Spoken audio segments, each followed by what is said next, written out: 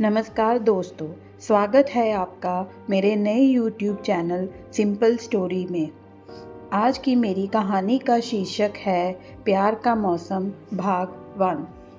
पंजाब के होशियारपुर नगर में घर के बाहर भीड़ लगी हुई थी।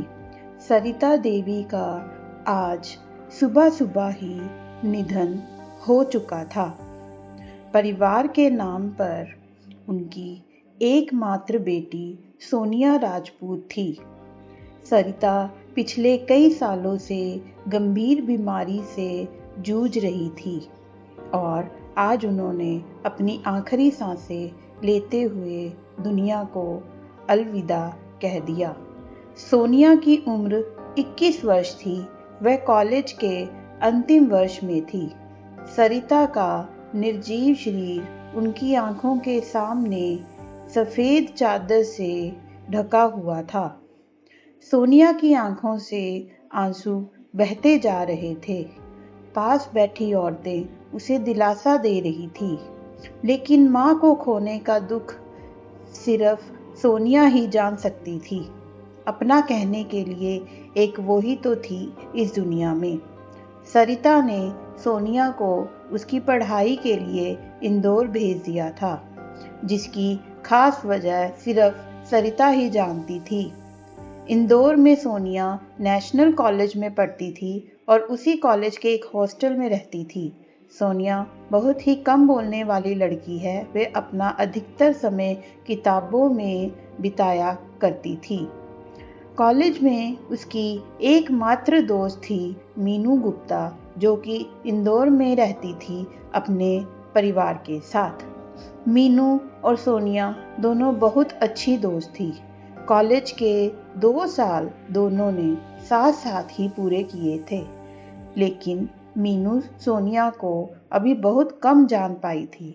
वजह थी सोनिया का अंतर्मुख होना, या शायद हालातों ने उसे उम्र से पहले परिपक्व बना दिया। सोनिया इस बार बिना मीनू को बताए होशियारपुर आ गई थी। सरिता के अंतिम संस्कार की तैयारी हो चुकी थी। जब उनके पार्थिव शरीर को ले जाया जाने लगा तो सोनिया जोर जोर से रो पड़ी। औरतों ने उसे संभाला, लेकिन कोई उसे रोक नहीं पाया। वे दौड़कर बाहर आई और कहने लगी, हम भी साथ जाएंगे। बिटिया, औरत शमशान में नहीं जाती है, वहाँ खड़े एक बुजुर्ग ने कहा। हम कुछ नहीं सुनना, हम भी साथ जाएंगे। सोनिया ने कहा, चलने दीजिए काका, मुखाग्नि के लिए किसी अपने का होना भी जरूरी है, और आजकल क्या लड़का क्या लड़की, चलने दीजिए।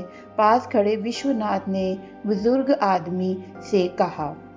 सभी वहां से सरिता का पार्थिव शरीर लेकर निकले।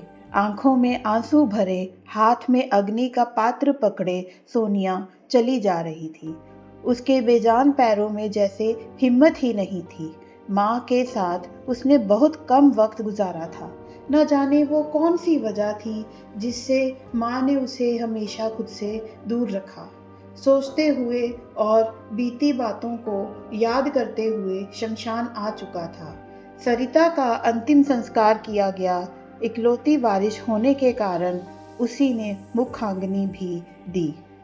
उन पलों में सोनिया को संभालना बहुत मुश्किल हो रहा था। वहां मौजूद सभी की पलकें नम हो गई। 1 महीने बाद सोनिया इंदौर आई।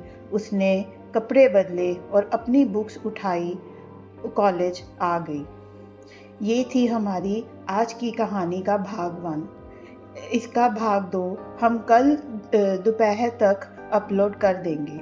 ये कहानी बहुत ही इंटरेस्टिंग है, और अगर आप ये कहानी आगे भी सुनना चाहते हैं तो प्लीज़ मेरे चैनल को सब्सक्राइब कीजिए, लाइक कीजिए, और प्लीज़ कमेंट करके मुझे बताइए अगर आपको मेरी कोई बात नहीं अच्छी लग रही है या मेरी किसी राइटिंग में कुछ प्रॉब्लम लग रही है, तो प्लीज़ मुझे बताइए।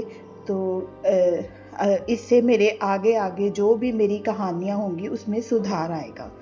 तो नमस्कार।